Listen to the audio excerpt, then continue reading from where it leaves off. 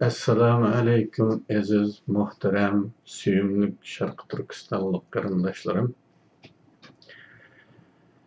Aldınqı videoda digerlerimge bazı qarindaşlarım bana tanqid inkaslады bulaptı. Ben bu tanqidlarni elbette qabul qilaman. Ko'nglinlarga kelmesin. Sizlarning yaxshi ko'nglinlarni, sizlarning qiziqishlaringlarni, söygünglarni elbette bilaman. Men o gaplarni boshqa masalalarga qaratib degandim. Onun uchun uzr so'rayman. Bugungi mavzudan burun 3 yildan beri meni yodimdan chiqib deb qo'yay deyman, unutib qolayotgan bir masala bor. Muhim masala bu emas, ishimni pishirayotgan bir masala bor. Belkim bu hammanglarga ma'lumlik bir masala. Ama bir qarashqa bek oddiy masala emas bu. Qarindoshlar. Bu shundan iborat. Facebook sahifalarida ba'zi ismlarni ko'rsizlar, odam ismlarini. Bulardan ba'zilari menga do'stlik iltimosi yo'llaydi. Rastdan desam, men ularning hech birisini qabul qilmayman. Nima uchun? Bu odamlarning Uyg'ur ekanligi mana men deb turadi. Lekin o'zining ismini Uyg'ur talaffuzi Uyg'urcha atashqa nima putlashdi tushunmayman. Aymayti, maymayti, balati, salati şeklinde Xitoy talaffuzi bilan yozganligini ko'rsizlar. Ve bu so'zlarimni agar shulardan anglayotganlaringiz bo'lsa, o hisobdagi ismni o'zgartgani bo'lmagan taqdirda voz kechib, odamiyani bir ism bilan o'zining ismini ulashmish shart emas. Odamiyani bir ism bilan qilinglar bu hisobni. Nima u aymayti, torsin, balati deydigan ismlar. Bu erkin dünyada ismini ne olsun bir Uygurca tanla. Ya memleket işledimi atağını uladığını Uygurca. Onu pasport seliştirmeydi o qarindaşlar. Pasport seliştirip pasport yazılışı okşamaya deb kapılap kalmagandikin. Adam yani yazılanı üzerinin ismini olsun. Bunu ben deyman 3 yıldan beri unutup kalaman. Bugün yadımda obdan saklap bunu ahire divaldım. Şunu bir tüzetsen qarindaşlar. Hem de biz asıl temaga keleyli. Ko'rayotganinglardek ekranning ostida ko'rib turibsizlar. Mavzumuz Xitoy oshiqligining har xil sifatlanishlari. Haqqoniyat tuyg'usining zamoniy farqlari to'g'risida. Ba'zi saqal taqatlar o'tganki videodaki, ya'ni Xitoylarning tabiati, Xitoylarning odamiyligi sifatlari masalasi to'g'risidagi oldingi bir videoga qarata ochmoq savollarni qo'yib, oldimni to'sashga urinibdi. Xitoylar ichidami Xitoy hukumatiga qarshi so'zlayotgan kishilar bor emish. Ularning bu qilmishini adolat, haqqoniyat tuyg'usidan deyishga bo'lmamdi degandek birisi bor ekan. Rastdan desam bunday savollarga javob berib o'ltirishni munosib ish deb qaramayman aslida. Bu odamlarni nazarda tutgan vaqtida alohida javob berishning o'rni yo'q. Ammo buningga yo'lab bu mavzuni texmo ichkirilab so'zlash ehtiyoji bilan tilga olaman buni. Bu yani Xitoy hukumatiga qarshi so'zlaydigan Xitoylar. adaletden, hakkaniyet duygusundan sözlendi. Bunun bizge hiç qanday alakası yok. Bu hakimiyet gavgasıdan ibaret. Mesela öz vaqtida Gomindan hükümeti hakimiyetlik çağda komünistler Gomindan hakimiyetinin cinayetlerini sözleydi. Xalqqa yamanlaydı. Onu xalqdan ayırıp etişke, xalqni küçükütüp bu hakimiyetni agdırıp etişke ornattı. Bu hakkaniyet duygusundan boğa aşmıdı. Hakimiyet hırsıdın idi. Ameliyat şunu görsetti ki komünistlardaki xalqparvarlik Gomindanga qaraganda seviş durgusuz derecede töven. Demokratiya ve xalq hukuki cihettinmi sepe özüdün faşistlik hakimiyetidir. Mesela Üç efendiler Gomindan hükümetinde milletvekili bulup duruvatkanda köp ketim Şarkı Türkistan meselesini jığında oturup koygan. Komünistler bu mümkün mü? Yazma talep sungan. Hatta Cangciyeşi'ye bevasitə yazma talep koygan. Cangciyeşi İsa'nı kabul kıygan ve talepnamesini qaytırıp veriş koygan. Sılıklık bilen. Muş kadar gapning %1 üçün onu kabul qilish emas, kallasından da komünistlar. Bizning xalq demokratiyani tushunmaydi degan. Cangciyeşi.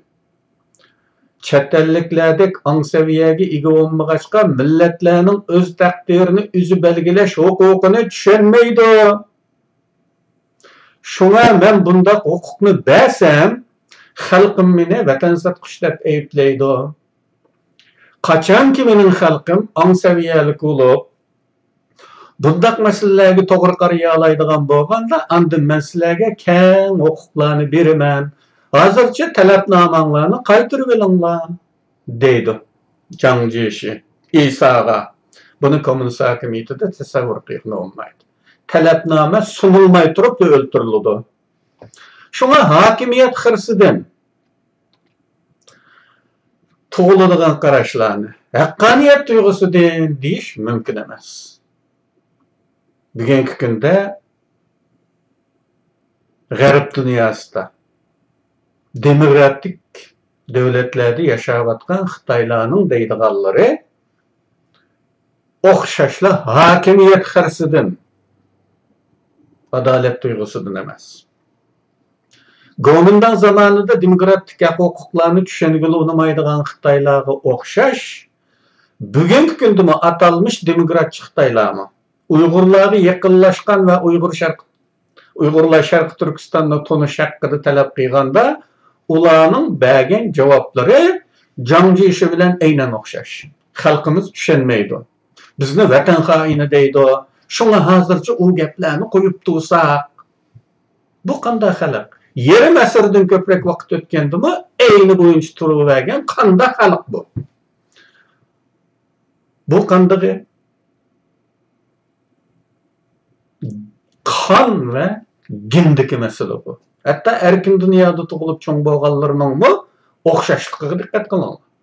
Demek G'arblik atalmış demokratchilar amaliyotda hakimiyet hırsidagi o'qituvchilardan iborat bo'lib, ular hakimiyetni olsa, milliy zulm o'xshashla davom qildiganligi bilinmoqda. Hatta ularning ba'zilari kommunistlar Sharq Turkiston deyilib bo'lgan ijroatlarga havas bilan yuqori baho berib, ilgirkilar qilishga jur'at qilolmagan ishlarni qildi. Xitoyning cho'ng davlat qudratli devlet olup müstehkemleşte büyük işlerini kıldı deyişkin. 80'li yılların ahırları. Şimdi alanımı degen bula. Öz milletinin mevcut hakimiyetiga karşı turuşunun üzüla bizge alakadar haqqani meydan emas. Ben başka millet istilaçılar hakkında bergen misallardikidek mustemlike elle hususida. Ular bilan bir septe bo'lishda haqqoniyat tuyg'usi Xitoylarda bo'lishi mumkinmi? Ko'p qatim ta'kidladim qarindoshlar. 1939-yilda İsa Yusuf Xitoy uchun hisodoshlik to'plash safarida Hindistan'da bir qatımlıq müstaqillıq təşkilatının yığınığı çaqırılğanlığını yazdı. Hareketning rahbarlik organida İngilizlarni ko'rib hayron qoldim. İngilizlarga qarshi mustaqillik tashkillayotgan tashkillovchi rahbarlarning orasida İngilizlarni ko'rdim. Ve hayron qoldim. Buni Xitoy millatidan kutish asla mumkin emas edi deb yozgan. Ammo bu ajoyib lider yana shu Xitoyning peshiga esilib Xitoylar Ruslardan yaxshi deb bu sapsatida cho'ntirgan. Aşında ameliyatlarını ko'rib turibman. Endi misollarda deyilgan haqqoniyat tuyg'usining ifodalangan zamoni haqida diqqatlarga havola qildiganlarimiz shular. 2. Dünya urushi davrida Sovet ittifoqi NKVD'si, ya'ni KGB'si nemis tili biladigan kishilarga gumonlab qarashdi bo'lib, ularni qattiq va zich bir surishtirish, so'roqlashdan o'tkazgan. O nemischini nemish qilganiga chet el tili qiziqishidan deyilganda nemishga nemischini tanlagan, nemishga inglizcha yoki fransuzcha emasda nemischini tanlagan. Buning tagida yotgan harakatlantiruvchi omil zodi nima? Bu so'roqlash, tekshirishdan ta'liq kelib o'tib ketganlar yanada ishonchsizlik bilan nazorat ostida ishlatilgan. O'talmaganlar Sibiriyaga, Kulak takım arallarına yollangan. Gerçi bu devirde nemisçi biladiganlarga intayin keng ko'lamda ihtiyoç bo'lsinmi? Ihtiyoç var nemisçi biladiganlarga. Çünkü düşman istihbaratını tercüme qilish, asirlarni so'roq qilish qatorliq bekmi ko'p ish va turg'uliq burun nemisçi o'rganganlarga Germaniya bilan har qanday turdagi aloqasi, qarindoshlik beg'i bo'lganlar ishonchsiz deb qaralgan. Hatta uydan nemis tilida kitap chiqib qolgan bo'lsa bala qoladi. Hatta tercümesi nemis klassiklarining tercüme eserleri topilganlarmi gumonliq o'qigan. Aslida bu kitoblar Sovet matbuotlari tarafidan nashr qilingan. Shunda olishib qarmay, nima uchun bu Germaniyaga oshiq bu deb gumon qilgan. Germaniya ishidimi faşizmga qarshi kayfiyatli kishilar bor edi. Masalan, Hitlerga suiqasd tashkillangan. Bir necha qatim tashkillangan, buni hammanglar bilasizlar. Masalan, bir qatimliqida Hitler yaralangan bir qatimliqida siyosiy o'zgarish planlagan polkovnik von Stauffenberg qatorliq bir guruh ofitserlar.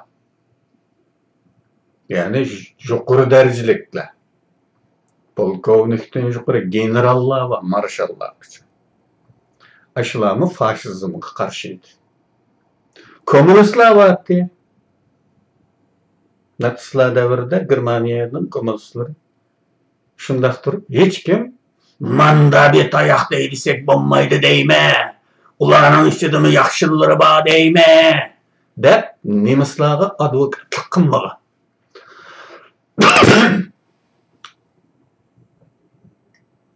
Unda nazar doirasi keng bilimdonlar og'zidan bunday gapni chiqarib qarasa, nemis paras deb qaralgan. Beshaga balo topgan bo'ladi. Endi misollarda deyilgan haqqoniyat tuyg'usidan kelib chiqqan ifodalarning zamoni diqqat qo'zg'aydi. Qarindoshlar, men o'tganda deganning haqqoniyat tuyg'usi bu zamonga munosabatlik. Yani düşman yenilgan, urush to'xtagan zamonda maydonga keladi. Nima uchun? Urush davrida faqat talakka yetgan o'chmanlikli bo'lish kerakki, jon jahli bilan dushmanga tashlanadigan bo'lsin. Chekiga yetgan g'azab harakatlantiruvchi bo'lsinki, dushmanga qarshi rahim shafqatsiz zarba beriladigan bo'lsin. Mana bu asos kayfiyat. Urush davrining kayfiyati.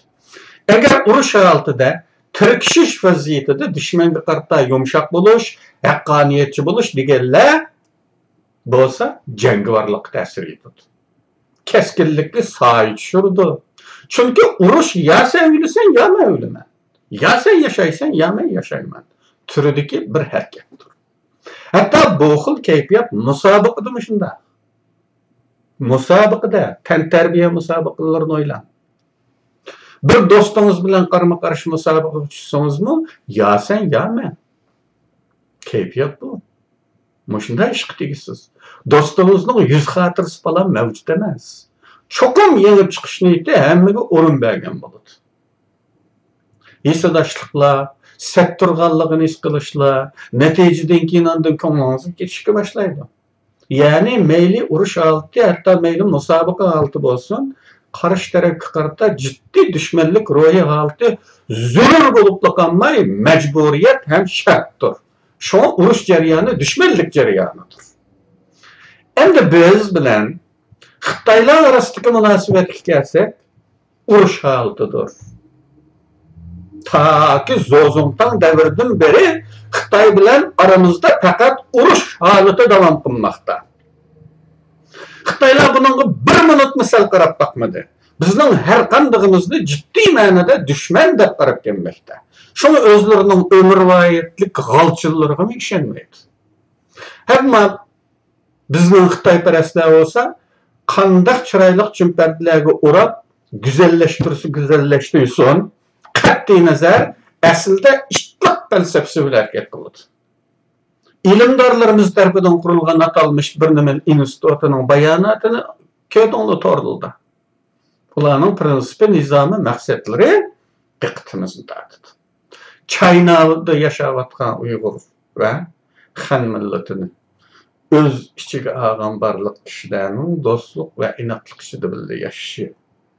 Özara hürmet asaslı teşlik içinde bildi mevcut buluş, beraberlik ve kanun boyunca. Bu yer deyilgen Çayna'da yaşavatkan Uygur degenini nime de düşünsek doğru olurdu? Ulan nime demekçi? Herhalde Hunan'ın Tavyan naist yaşaydıgan Uygurlar demekçi emasdı. O halda Şarkı Türkistan'ı mı Xitay yani Cungu demekçi olurdu. Muşundak namussuz an fikirdeki kişiler aramızda bemalol yaşaydı. Nefretke, lanetke nişan bulmaydı. Bularning hemmisi bizde düşman qarşının tehici aniqlikka erişenmegenliginin neticesi olup, mana şu tutuqliq keltirgen asarat, mana şundaq munafiq tabiatli kişilerning aramızda bemalol yaşash uchun imkon beryapti. Agar bizning düşman qarşımız aniqlik erişken bolsa, bundaqlar aramızda tariqatlarni qilchim aqtaranmagan bo'lardi. Lekin bizdeki taraftarlık duygusunun güçlüklüğü, şahsi şöhret hırsimizin güçlüklüğü aramızda bir muncha uçuklarını içip bergechke, ularning mevcutluğu hatta terakki qilishini şaroit bilan ta'min etmekte. Yana bir dikkat qo'zg'aydigan nuqta shuki, bu bayonotda Xitoy, ya'ni Xitoy degan bu davlat ismi nima uchundir China deb yozilgan. Bu bir xil pokni o'siriqni yepishtek qamlashmagan qilmish bo'lib, o'siriqni pokni yapqili olmagandek natija yuz bergan. Ular bu so'zni Xitoy deb yozishga ko'nglinmagan. Shundaqla xo'jayinning ko'ngliga kelmasin deb ansirab, bundaq atashqa, ya'ni Uyg'urcha atashqa petin olmagan. Xitoy degan so'z Uyg'urchasi, Jungu deganning Uyg'urchasi. Uyg'urcha atashqa petin olmagan. Jungu deydise, bek aşkarı çenip, üzünü Junguluk Uygur degenliki yalınçlı görünüp kaldıgan bolgaçka, Jungu depmi işletmegen. Şunun bilen xuddi yalınçqa biliq tutadigan tordun işten keydigendek China dep atashgan. Bu bekli yalınç bolgaçka.